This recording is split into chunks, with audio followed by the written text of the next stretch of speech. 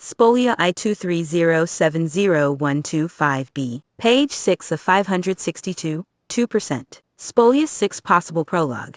She can't be shaved. The sad big-boned mother of two is not Pandora, and that her desire to open the box, the deep-throated compulsion that gives her thoughts a discomfiting tingle, isn't driven by curiosity, but a wish. It has something to do with an uncertain trudge through the spolia of a fits and starts life, one that has reduced her to little more than an urge to condense in on herself so compactly she might burst into immeasurable, nothing feeling, aimless bits. She knows what's inside the box, doesn't she? Must she? Her hippocampus, that lost little seahorse, has given her the gift of forgetting. Why should she betray it? The box is not Pandora's box, or jar, for that matter. Its contents are not entirely unknown. Also, it's not the box of man but of one person. This, Christine's box, wasn't given to her by Zeus, but bought at the messy closet thrift shop for $7.88 to serve as a planter on her porch. But she doesn't have a porch, not anymore. She's been running and hiding with her daughters for some years now. Dweep, what is that sound?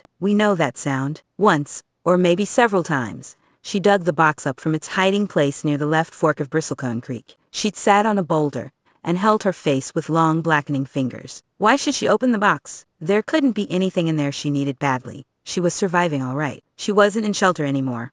Not really. She had nuts and chocolate in a half of a sandwich, a bottle of water, a notebook. She even had extra socks and a thin faux fleece blanket she stole leaving some flight or another. Don't forget the cigarettes, the lighter, the pen. Yes, and a pack of Pall Mall menthols, the long ones, or hundreds.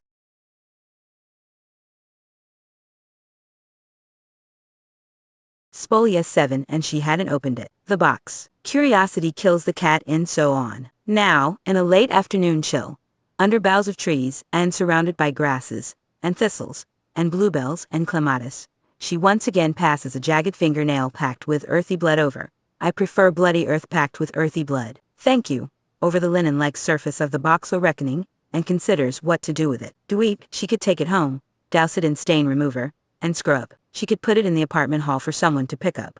Someone who might think, in all that chic, sickly sweet emptiness of the North 6th apartments that welcomes the resident elevator exiter.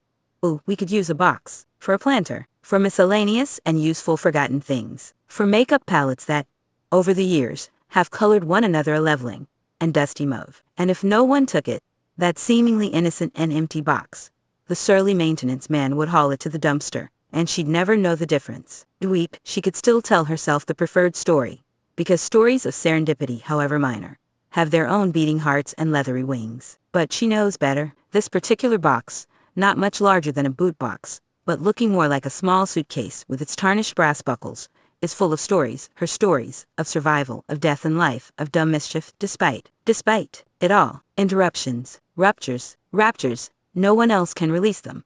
They're not their stories. And what would anyone want with narratives of a no one who is, or was or will be nowhere in particular? Dweep. Spolia 8. Couldn't she start anew, outside of the box, entertain herself for the remainder of her life sentence? She could put old stories to rest before their purveyor's time. No one would notice the difference. You would notice. She would not necessarily. She forgets things. We buried these for good reason. You know it and I know it. She'd buried all that adrenal fermented terror, all right, Dweep, and she could open up, depressurize the space there, and bury it again. But she'd heard a rustling somewhere in those dark pines, those yawning stands of aspen, a prowling mountain lion if she could choose her predator, or a seismic rumbling from the dark animal earth. Run, she thought, and she'd returned the box to its hid-away hole, pushed the earth back over it, and run. Where had we run to? It doesn't matter, Dweep. What matters is that here she finds herself once more, creekside, digging the baby weight monstrosity back up, and the cuticles are cracked at nails' edges, and they hurt, and 3 fingers have been cut on sharp objects, and that should tell her something, should it? Like what, for example? Like who or what she'd heard motioning there? Like what she would have planted had she a porch? Like what loneliness feels like the weightier stuff beneath the lonely. Oh, stop. What mattered was, Dweep, was that the creek gurgled and chuffed, and then there was movement in the grasses and the brush, coming closer. The abrasive scent of a soil full of charred bodies, and ash-scarred rooftops, and dead dogs. Spolia 9, which, along with an inconstant light, had overwhelmed her, and the towhees, and the crickets had whirred or screeched in response. A kind of madness escalating in her brutal ears. Wake up, wake up, wake up, or someone or something, or just gravity itself, had smashed her head and heaved the box on her big ribbed back, pushed her face well into some sediment more alluvial in composition, clutching or catching a fistful of her hair to push her deeper into a composite of angular things, sharp things, old and odd-smelling things, dweep, and had come on her skin, as she'd reported to an officer in some other world, on the boundary, or maybe in the boundless, between flux and corpse and all its inferences and implications. She couldn't breathe, her mouth and nostrils so full of such muchness. Easy in through the nose, 2, 3, out through the mouth, 2, 3, 4, or her face, and also the black muck, or curiosity, were inside the box, forming a bright green shoot, making its way out at first light from a well-worn corner, dweep, a tiny tendril, by way of photosynthesis and inevitability. But the birds, and the bees, and the locusts, and the trees had no message for her, only a trilling, a tempting. In this way she too rustled in a creep, inventing a lattice, inventing what it is to not die, a die not, and making the most of it. For a wakeful painful second she flashes in or out of Turkish, wishing for her overstuffed book bag, wanting to wish away a metallic breath in and out and out in a fall that ended presumably with a thud and a crack. But that second, that trellis, recedes like everything else, eventually, out of grasp, dweep, or grasped from behind. Stop. Beside her is a, what, table with indistinct food on it. Spolia 10, a monitor flashing and waving in relative darkness. Good girl. I am not a girl. I am not good. Don't call me a good girl. How about a goodly girl? Or a girly good? A linen-like surface, making faces. This bedspread wadded up in the lower regions. It's all heated, familiar. She's felt that rabbit before, in a well-worn blue bellish gown. She knows it the way she knows any knowable knot. But the breath breathes the tinny, and the face is fiery despite the bed, or maybe the bed is on fire, and she knows with equal ambivalence nothing is known outside of misfire. Dweep, synaptic twigs and bones and things, hairline cracks or holes, sights, sounds, soils, falling, sickness. Where is she? When is she? When is she not in a box? Breathe already. Dread the inhale, exhaustion the exhale. Face wet, head throbbing, blood, no, bandage. Exhale then, let it pass. The buckles are brass, dirty brass ceiling shut a mess. Help me, thinks the thought. Who's there? I'm here, we're here. No one is here? Dweep Artemis, high-crowned figure of eggs, of animals, of stags and bees and things. Hands extended, as offering a reception. Broken fingers, stubs of fingers she has. Christine looks but cannot or does not want to see. In a wakeful, painful, treeless recollection. A museum. Selçuk, and there, in Fs, a buried harbor, a cave hole and a whole bag, the heaviest heart. Word of her. Help me, she says, seeing her in rock but feeling her in waves of daughters. Spolia 11, yes, daughters, an offering, a request, but she has no libation to pour, no Iphigenia to march to pyre. You too. Why would Artemis want a sweaty sailor king to sacrifice one of her own heroic aspects? Yes, why would she? There's also a story of a woman, in a dimly lit room. Dweep, whose story is this? Where am I? Let's talk about why the story is. Because I'm sad. You're hiding. Stop. You're hiding. I'm not. You saw someone at the Artemisium. Tourists. Just a mother. On her knees. And you. Stop, stop, stop, stop. You asked for protection for your children. That's your job? Dweep, can you protect your girls here? Like this? Allowing. As if a birthing or a mourning, stifled. As if coming from the trunk of a tree or a hollow of harbor. Light is scarce if imagined. Inconstant still. She's in a room on a bed or near a creek bed box. Or she's buried in a dirty chamber guarded by tiny black spiders. In her live 100 dead men, 1,000 dead men. Crawling out, crawling in. This is not your home. Spolia 12, she doesn't have a home. Not really. She's homelessly homed. Doesn't matter where. What matters? What always matters most? A plane will light off. And if she's not on it, dweep, she slips. Thought to uncertain thought. Where to when? Or when to where? Either there's nothing to open and no one to open up to. Or she's deep in bony boxness. Buried in soot or soil or ash. Wanting to make her way out. Who is she to open? And why? Why should anything matter to anybody? But to you, full of chastisement. I never chastise. I chastise sometimes. This is not that. The box is said to chaos. Or the said box. the saying of the box, evidence of a kind of tongue tie. Now, lightless, she sees nothing, but senses a cliff or a rift or a landing. She hears nothing. Maybe her ear has been boxed, or maybe, dweep, she feels a crawling. She feels beaten. Maybe the shapely is not unlike linen dirty, but inside that silky, blackless night lining, smooth. If you didn't come for the library, then what? A jar. That box. If truth were told, what she is aware of, if awareness is that she aches and her breath is something to stifled. And though it is so inky black back in this here jar box, what are you afraid of? Nothing? Dweep. Spolia 13 Everything. That depression will swallow her whole, and she'll live in its acidic belly until she unskins. Or she will live outside of it, unskinning all the same. That she'll enter an asylum of her own construction, and throw away the key, or forget where she put the key, or fail to make sense of lock and key. That they belong together. The wrestling. Who's here? She wants to say, but words are still collecting themselves. Disinfectant and alcohol drifts on a breeze. The back buzzing, pinches at the base of the rope of the teeth of the spine. The neck is aching and sad, indicating a cavity, an aluminum, a foil, a seizure. Time is returning for her, and she can't have that. All of her wants to end, the wrists, the ankles, the knees, the jaw, the boundless, the neck, it wants a rope. Let the rustlers wrestle, let the city of ladies burn. Dweep, they can't matter, they can't mind, they can neither jar nor jaw. They are also in the box. In darkness, in a swell of pain and spider. Another recollection. A needle entered the buttock. Thrifty, she heard. Or was it 30? 30 compressions, 2 breaths. Stay present. Stuck in a pool of blood and black bile, and the fat ground slouch of belly, she records nothing.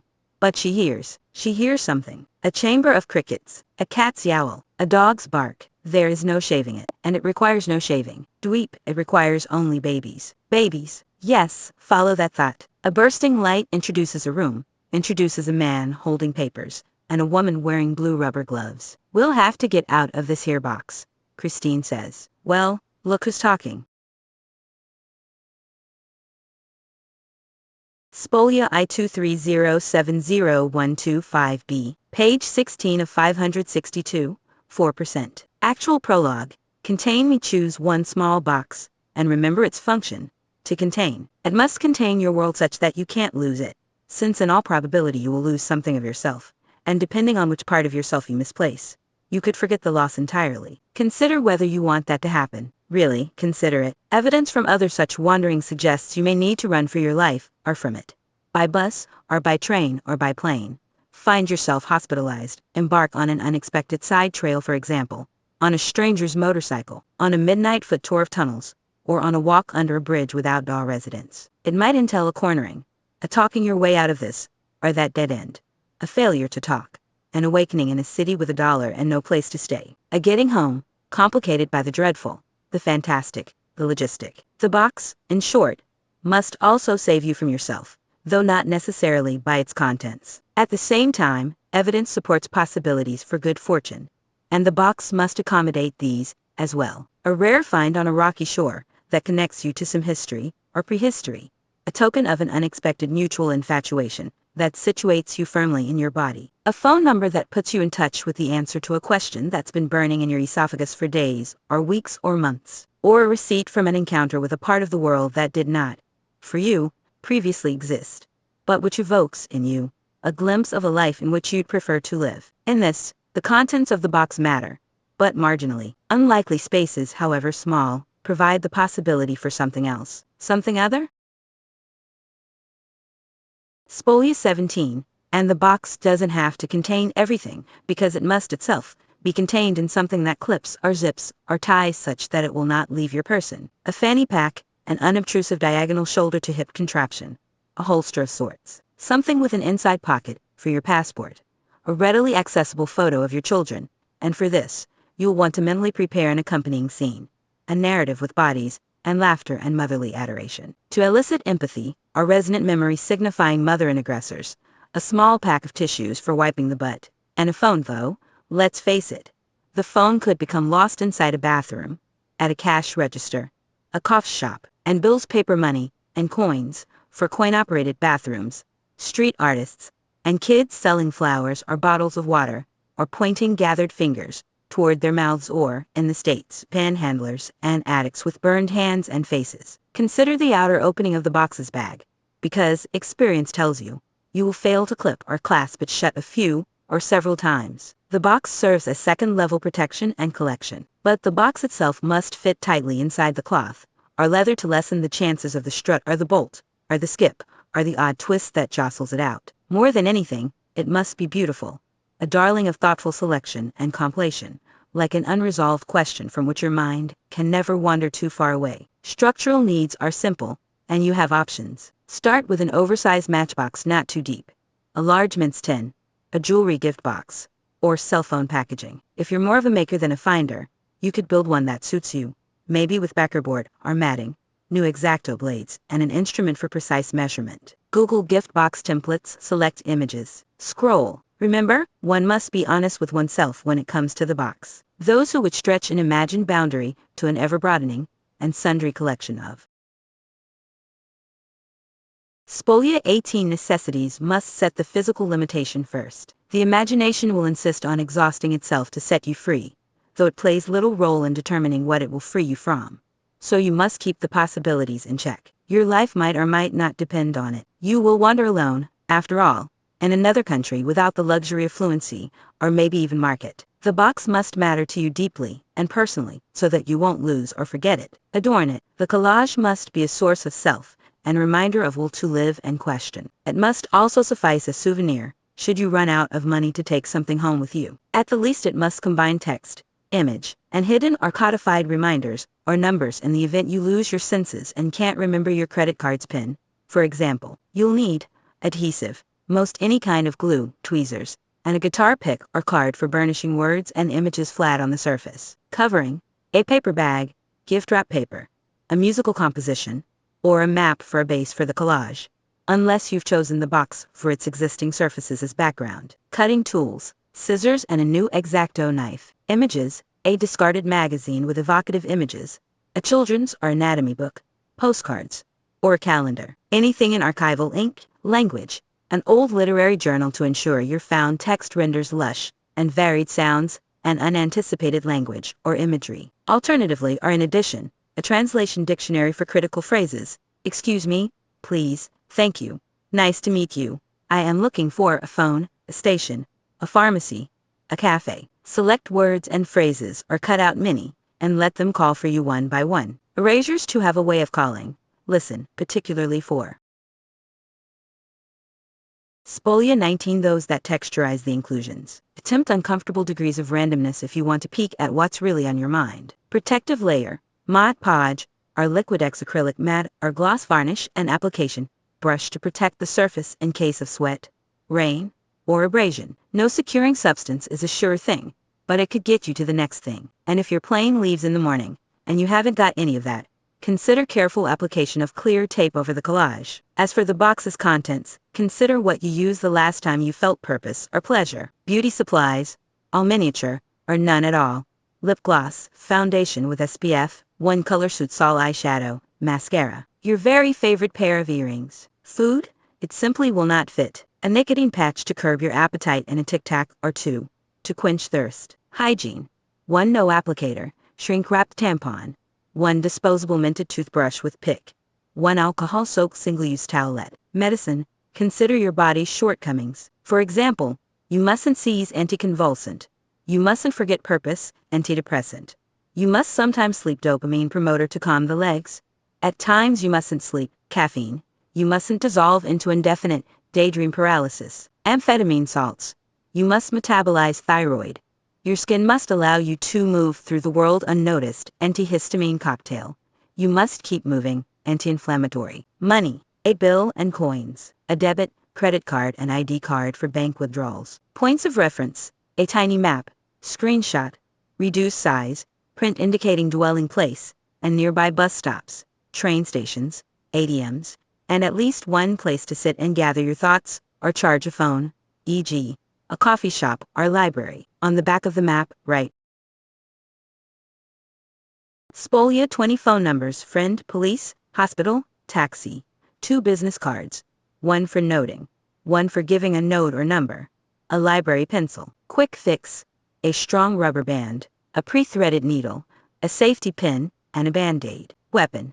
Leave the X-Acto blade at home, please and thank you. Words are your edges, and your darlings, imagistic words of comfort, compliment, curiosity, connection, and humility will get you out of most dark places. Anyway, you wouldn't have time to open the